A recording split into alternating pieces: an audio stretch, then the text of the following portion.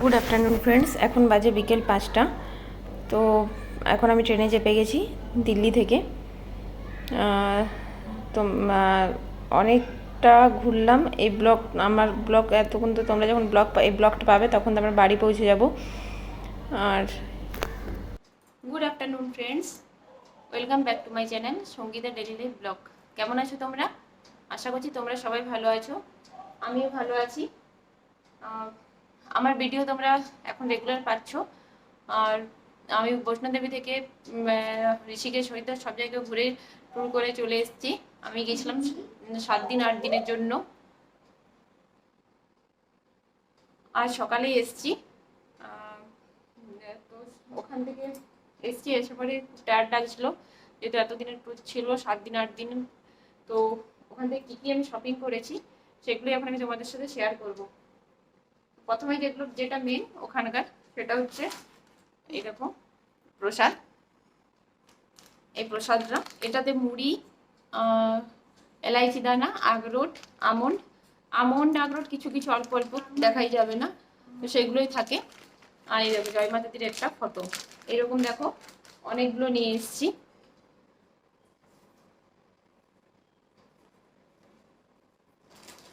এরকম প্রায় 25 প্যাকেট নিয়ে এসেছি, কারণ আমার হাজবেন্ডের অফিসেও দেওয়ার আছে।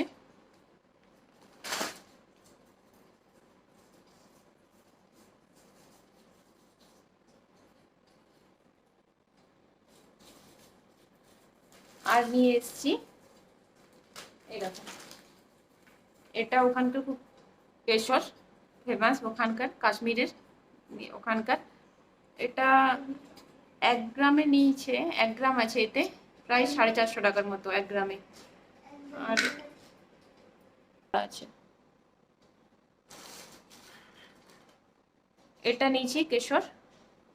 আর এটা জেটি কোম্পানি হেলথ কিং, কমজোর কাটে, অনেক উইকনেস হয়ে গেলে এটা খাওয়া চলে। রেগুলারও খেতে পারো এটা, 1 ড্রপ করে, 1 গ্লাস দুধে 1 ড্রপ, রাতে ঘুমানোর 1 ঘন্টা আগে। আমি তো এখনো খাইনি, ট্রাই করিনি, খেয়ে পরে বলবো তোমাদের কেমন আছে। আর এটা কেশরটা দেখালাম। আর এটা পুজোর ডালি, এটা ওখানে সবাই রুটি সার্ভ করে হোটেলে রেস্টুরেন্টে, আমি পুজোর জন্য কিনেছি এটা। আর এখানে আছে এরকম আখরোট, ওখানে এরকম আখরোট পাওয়া যায়, এটা 450 টাকা কিলো। আর এই দেখো ঢের সাদা আমন্ড 1 কিলো।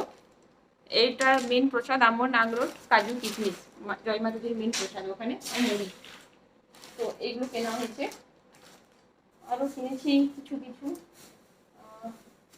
এটাতে এই দেখো এই ড্রেসটা কিনেছি, এটা দিল্লিতে কিনেছি। এটা এরকম সেম দুটো কিনেছি, একটা এই কালারের, একটা এই কালারের, পিঙ্ক একটা গ্রিন। আর এটা সালোয়ার কিনেছি দিল্লিতে, ওখানে খুব সস্তা রেট, তোমাকে পালিকা বাজার। হ্যাঁ, তবে বার্গেনিং করতে হয় অনেক। এই দেখো এটা তো খুব সুন্দর, এটা আমার হাজব্যান্ডের পছন্দ ছিল, খুব ভালো লাগছিল এটা। দেখো এই দেখো এটা এরকম ডিজাইনটা তোমাকে দেখাচ্ছি আমি, যখন পরবো তখন তো দেখবেই, শেয়ার করবো তোমাদের সাথে আমি। এই দেখো এটার সাথে এই সালোয়ার পুরো সেট ছিল এটা। এটা প্যান্ট, সালোয়ার, এটা দোপাট্টা, ওড়নাটা। এটা একটা নিয়েছি, এই দুটো কুর্তি নিয়েছি, এটা একটা প্লাজো, এই একটা প্লাজো। এইটা তো 200 টাকা করে, এই প্লাজোটা 100 টাকায় এটা। আর এটা কত নিল, এটা আমরা বার্গেনিং ঠিক করতে পারিনি, এটা রেটটা আমার বেশি নিয়ে নিচে, প্রায় 700 750 নিচে। এটা 500 টাকা আমরা পেয়ে যেতাম অন্য দোকানে নিতে গেলে, বলেছিল দিয়ে দেবো, কিন্তু তখন আমার নেওয়া হয়ে গেছে। আর আর কি নিয়েছি, হ্যাঁ আমার মেয়ের ড্রেস নিয়েছি, দেখো এটা একটা আমার মেয়ের এই ক্যাফরি নিয়েছি, এটা এই ক্যাফরিটা একটা, এটা পরেছিল সেজন্য সব এসে পরে ট্রাই করেছিল সব। তো এই দেখো এটা একটা ক্যাফরি, এটা একটা সালোয়ার স্যুট, এর সাথে একটা পার্স দিয়েছে। আর এটা একটা সালোয়ার স্যুট আমার মেশ।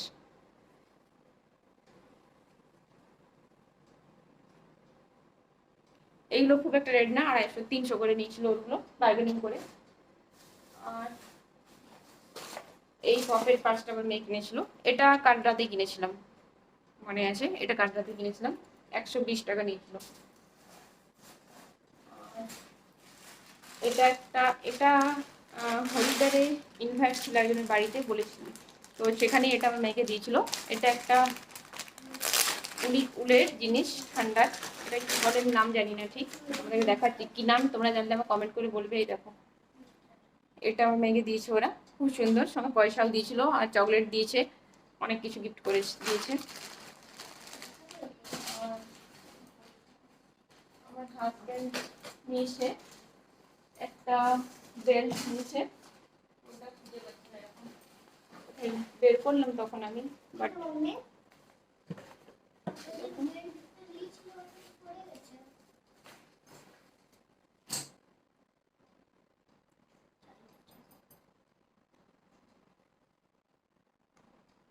এই বেল্টটা দেখো, এটা কেনা হয়েছে, এটা 100 টাকা নিয়েছিল ফিক্সড রেট, আর এটা ফিক্সড রেটে কোনো বার্গেনিং হয়নি। আর এইগুলো আমার জায়ের, দেখো এই চুড়িগুলো কিনেছি, এটা রেটটা আমি মনে নেই ঠিক, কাটরাতে নিয়েছিলাম আমার জায়ের জন্য এটা। আর আমার জন্য নিয়েছি এইরকম, এটা 120 টাকা নিয়েছি চারটে, বাকি তিনটে রাখা আছে, একটা আমি পরেছি। এটা দিল্লিতে নিয়েছে, দেখো আমার মেয়ে পালিকা বাজারে, পালিকা, এটার মিউজিক বাজে, মিউজিক বাজে মানে কথা বলে, তুমি যে কথাটা বলবে সেটাই, তুমি যে কথাটা বলবে সেটাই বলবে। এই দেখো দেখাচ্ছি, এটার কিছু 300 কিছু রেট নিয়েছিল, 700 টাকা রেট বলেছিল।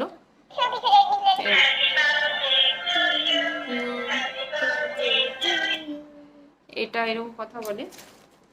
আর এই ফটোগুলো কারোর জন্য স্পেশালি নেওয়া হয়নি, এগুলো নেওয়া হয়েছে অনেকগুলোই, কয়েকটা 5টার মতো। আর সিঁদুর সবাইকে দেওয়ার জন্য, আর সেভাবে কিছু নেওয়া হয়নি, এইসবই নেওয়া হয়েছে, আর সেভাবে কিছু শপিং করা হয়নি। সবকিছু যা যা কেনাকাটা করেছি সব তোমাদের সাথে দেখিয়ে দিলাম।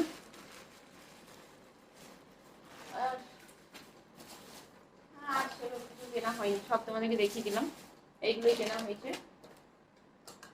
তোমাদের আমার শপিং ব্লগটা কেমন লাগলো প্লিজ আমার কমেন্ট করে জানিও, আর আমার ড্রেসগুলো কেমন লাগলো, আমার মেয়ে সবার ড্রেসগুলো আমার কমেন্ট করে জানিও।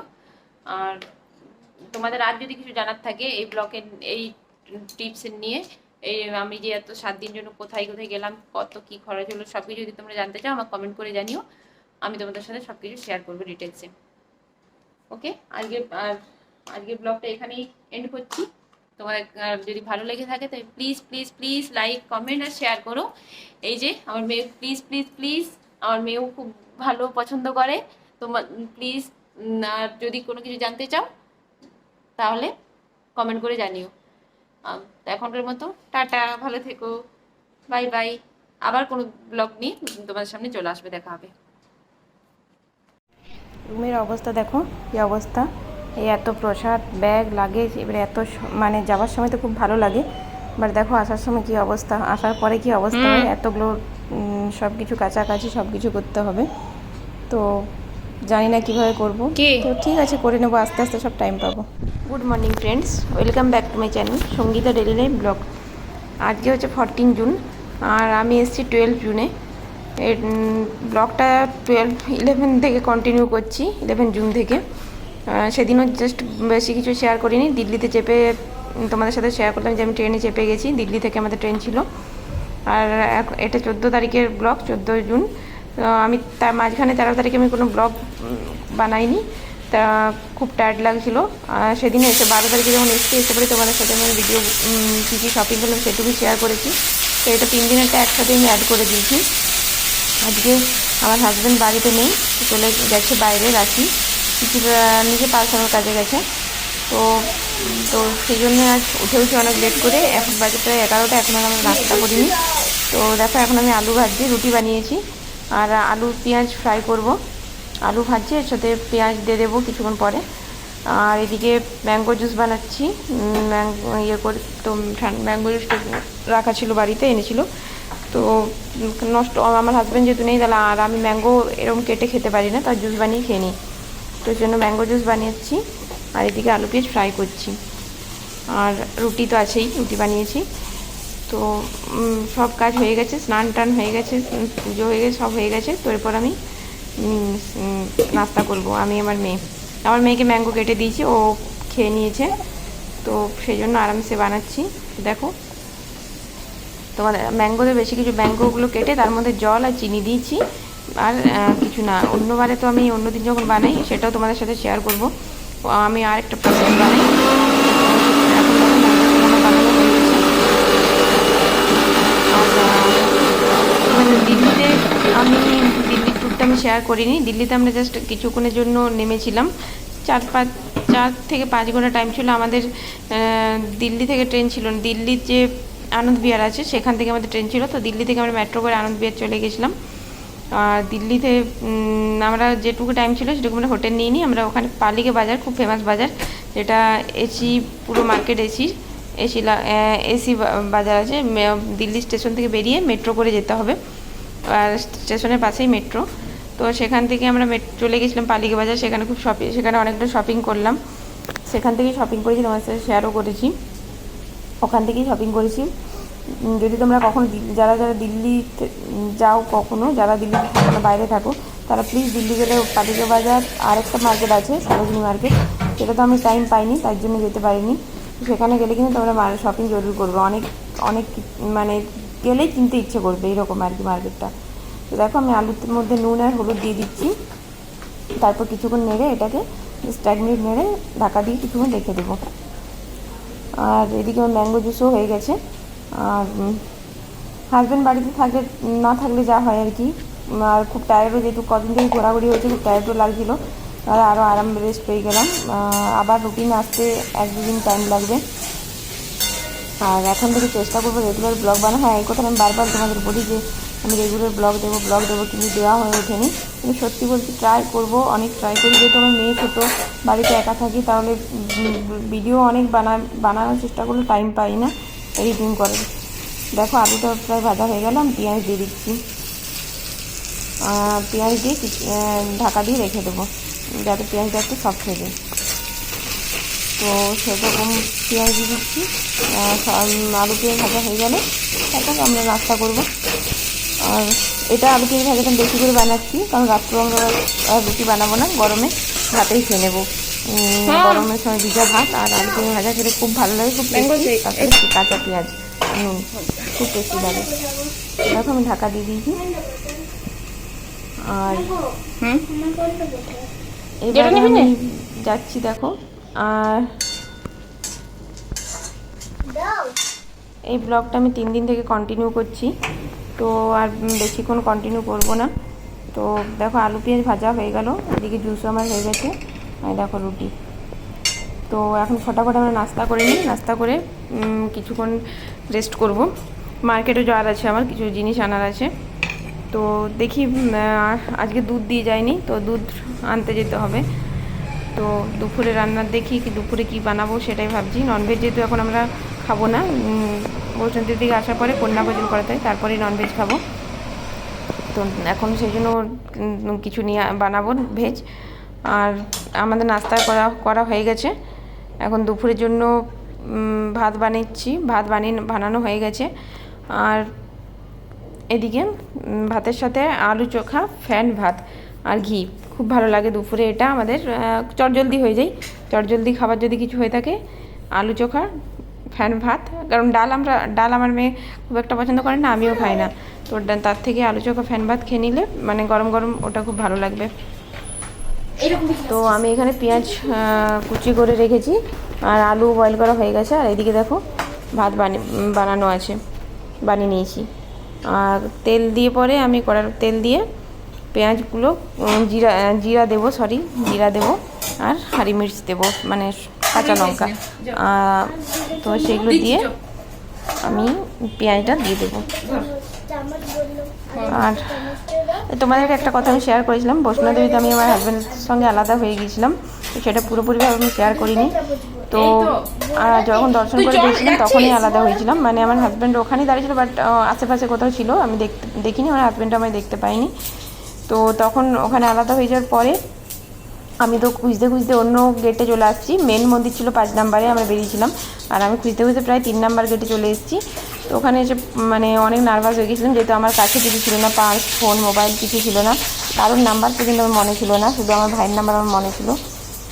আর তো সেখান থেকে ভাইকে ফোন করেছিলাম যে কোনোভাবে যদি কিছু করতে পারে দাদাকে, মানে আমার ভাসুরকে বলে, দাদাকে বলে। তো সেইভাবেই করা হলো। তারপর মাইকে সবাই আর্মি অফিসার, পুলিশ যারা থাকে তারা মাইকে অ্যানাউন্স করলো, অ্যানাউন্স করে অ্যানাউন্সও করা হলো। তো অ্যানাউন্স করেও ওখানে কোনো খোঁজ পাওয়া যায়নি, কারণ তখন এক আর্মি অফিসার বললো ওখান থেকে 3 নম্বর গেটে আমি যদি ছিলাম, আর ওরা ছিল 5 নম্বর গেটে, নাম্বার 5-এ। তো সেখানে কিছু এখানকার এদিকের অ্যানাউন্সমেন্ট ওইদিকে আওয়াজ যাবে না। তো তখন আমি ওখানেই বসে রইলাম। ওরা বললো এখানে বসে থাকো, তোমার যে ক্লক রুমের সামান রাখা, জিনিস রাখা আছে, সেগুলো যেতে হলে এদিকেই আনতে যেতে হবে, আর মেন গেটে বেরোতে হলে, মেন রাস্তা দিকেও বেরোতে হলে এই গেটেই যেতে হবে। তো আমি অনেকক্ষণ ওখানে বসেছিলাম। তারপর আমার হাজব্যান্ড আর আমার খোঁজে নিই, মানে ও সোজা চলে আসছিলো লোকার খুলতে, যাতে ফোনগুলো বের করতে পারে, ফোন পার্ট সব কিছু, যদি আমি ফোন করলে যাতে ওকে পাই, ফোন করতে পারে, খুঁজে পেয়ে যাবো। তো এই জন্য যখন লকারে আসছিলো বের করবার জন্য, তখনই আমি ওকে দেখতে পাই, ও হাত দেখাই। তো এইভাবে অনেকেই, শুধু আমি না, অনেকেই আলাদা আলাদা হয়ে গেছে। তো আলাদা আলাদা হয়ে যাওয়ার পরে প্রায় অনেক টাইমেই লেগেছে। এই নিয়মটা আগে ছিল না, নতুন নতুন নিয়ম হচ্ছে আর কি। তো দেখো আমার এদিকে আলুর জন্য আলু ভাতে বানার জন্য পেঁয়াজ ভাজতে দিয়েছি। এদিকে আমার বাসন ছিল, সব বাসন ক্লিন করে নিয়েছি, কুকারটা বেঁচেছিলো, কুকারটাও ধুয়ে নিচ্ছি, তাহলে সব কিছু হয়ে যাবে। কুকারটা ধুয়ে ধুতে ধুতে পেঁয়াজ ভাজা আমার ফ্রাই করা হয়ে যাবে। তো আর ঋষিকেশ হরিদ্বার গেছিলাম। ঋষিকেশে তো প্রচণ্ড পরিমাণে গরম ছিল, আমার মেয়ের লু লেগে গেছিলো, বমি টমি অনেক করছিল, অনেক হ্যারাসমেন্ট হয়েছে। আমি তো বলবো গরমে না যাওয়াই বেটার। হ্যাঁ, ঠান্ডা গেলেও প্রবলেম হবে, বাট সেপ্টেম্বর অক্টোবর মাসে গেলে ঋষিকেশ হরিদ্বার কাটরা সব কিছু ঠিক আছে। কাটরারে তো মানে বৈষ্ণবী মাতাজির কৃপাতে, মাতাজির মানে আশীর্বাদে, যে আমরা ওখানকার ওয়েদার খুব ভালো পেয়েছি। ওখানে আমরা আসার সময় আমি ওখান থেকে নামার সময় কোনো ভিডিও বানাইনি, শ্যুট করিনি, কারণ আমাদের এত কিলোমিটার এতটা হেঁটেছি না, সেরকমভাবে ভালো শরীর ভালো ছিল না, আমার হাজব্যান্ডেরও ভালো ছিল না, আমার মেয়েরও ভালো ছিল না। ওকে তো ওখানে ওঠার সময় ঘোড়া পালকি সব কিছু পাওয়া যায়, কিন্তু আমরা হেঁটেই উঠেছিলাম আর হেঁটেই নেমেছিলাম। আসার সময় তো পাওয়া যাচ্ছিলো ঘোড়া পালকি এসব, কিন্তু নামিনি। আর আমার মেয়ের জন্য ট্রলি করে দিয়েছিলাম, বাচ্চাদের জন্য ট্রলি পাওয়া যায়, প্রায় 10-11 বছর বাচ্চার জন্য ট্রলি পাওয়া যায়। তো ট্রলির সঙ্গে সঙ্গে আমাদেরকে মানে আরও বেশি হ্যারাসমেন্ট হয়ে গেছে, কারণ ওরা প্রচণ্ড স্পিডে নিয়ে আসে, আর ট্রলির সঙ্গে সঙ্গে আমাদেরকে দৌড়তেও হচ্ছিলো। তার জন্য আসার সময় তো আমরা 4 ঘন্টাতে নিচে পৌঁছে গেছিলাম, যাওয়ার সময় 8 ঘন্টা লেগেছিলো, আসার সময় 4 ঘন্টা, পুরো আধা। তো আসার সময় নিচে পৌঁছে গেছিলাম তো 4 ঘন্টাতে। তো খুব হ্যারাসমেন্ট লাগছিলো, তার জন্য আর কোনো ভিডিও শ্যুট করতে পারিনি। আর সেই জন্য পরদিন তোমাদেরকে কিছুটা কাটরার মার্কেটটা তোমাদেরকে দেখিয়েছিলাম। দেখো আমি এখানে পেঁয়াজ ফ্রাই করা হয়ে গেছে, এখানে সমস্ত ড্রাই স্পাইসেস দিয়ে দিচ্ছি, মানে হলুদ, জিরে গুঁড়ো, ধনে গুঁড়ো, এগুলোই। তারপরে এর মধ্যে বয়েল করে রাখা যে আলুটা ম্যাশ করে আমি হাতে করে জাস্ট কিছুটা ম্যাশ করে দিয়ে দিচ্ছি। তারপরে ওর মধ্যে ওটাকে ভালো করে ফ্রাই করে নিই, নুন দেবো। আমার কাছে ধনেপাতা কুচি নেই, ধনেপাতা থাকলে ধনেপাতা দিতে পারো। আর কসুরি মেথি আমি দেবো, কসুরি মেথিও দেয়, আমি কসুরি মেথি দেবো করে ভুলে গেছিলাম। তো সেই জন্য তো এবারে মেয়ের স্কুলও খুলে যাবে, ওর পড়াশোনা অনেকটা এতদিন হয়ে গেছে, গ্যাপ হয়ে গেছে, একটু টাইম লাগবে ওকে অ্যাডজাস্ট করতে, যেহেতু এতদিন থেকে ঘোরা হলো, মজা অনেক এনজয়মেন্ট হলো, তো সেই জন্য। আর দেখো এদিকে আমি আলু দিয়ে দিয়েছি, আর এটাকে আমি এবারে এটাকে হালকা ফ্রাই করে নুন দিয়ে দিচ্ছি। তারপর ভালো করে ফ্রাই করে 2 মিনিট নেড়ে নামিয়ে নেব, তাহলে আমার রেডি হয়ে যাবে আলু ভাতে। এটাকে পাটনাতে আলু চোখা বলে বিহারে, আমরা বেঙ্গলে আলু ভাতে বলি, আলু ভাতে ফ্যান ভাত, কিন্তু পাটনাতে আলু চোখা মার ভাত বলে। সেই জন্য ডাল যেহেতু আমারও পছন্দ, আমার মেয়েরও পছন্দ নয়, আমার হাজব্যান্ড ডাল ছাড়া খেতে পারে না ভাত, তো তখন আমার হাজব্যান্ড থাকলে বানাতাম। কিন্তু আর অনেক দিন থেকে যেহেতু বাইরের খাবার খাওয়া হচ্ছে, আর তার আগের দিন আমার মঙ্গলবার ছিল, আমার উপোসও ছিল, তো সেই জন্য মনে হলো ডাল ভাতটা মানে ফ্যান ভাত আলু ভাত চোখা বেস্ট হবে খাবার, সেই জন্য ফ্যান ভাত আলু চোখা বানালাম। আর এই দেখো এখানে আমার মেয়ে কী অবস্থা করেছে, খেলছে। এটা আমার আলু হচ্ছে ফ্যান ভাত, নুন নিয়েছি, ঘি নিচ্ছি। এই দেখো এই ঘিটা আমার ঘরে বানানো, বাড়িতে আমি বানিয়েছি, সেই জন্যই ছোটো, বেশি যেহেতু হয়নি তাই ছোটো ডাব্বা, স্টিলের ডাব্বার মধ্যে রেখেছি বন্ধ করে। আর আমরা লাঞ্চ করে নিই, তোমার লাঞ্চ করে নিই, তারপর একটু রেস্ট নেব, বিকেলে ওকে মেয়েকে আনাকে পড়াতে বসতে হবে। আর এই ভিডিওটা এখানেই এন্ড করছি। যদি ভালো লেগে থাকে তাহলে please please please please comment করো, শেয়ার করো, লাইক করো। আর প্লিজ তোমরা আমার চ্যানেলটাকে সাবস্ক্রাইব করো। তোমরা আমার চ্যানেলটাকে সাবস্ক্রাইব করছো না, তোমাদের সাপোর্ট ছাড়া আমি আগে বেরোতে পারবো না। প্লিজ তোমরা চ্যানেলটা সাবস্ক্রাইব করো। ভালো থেকো, বাই।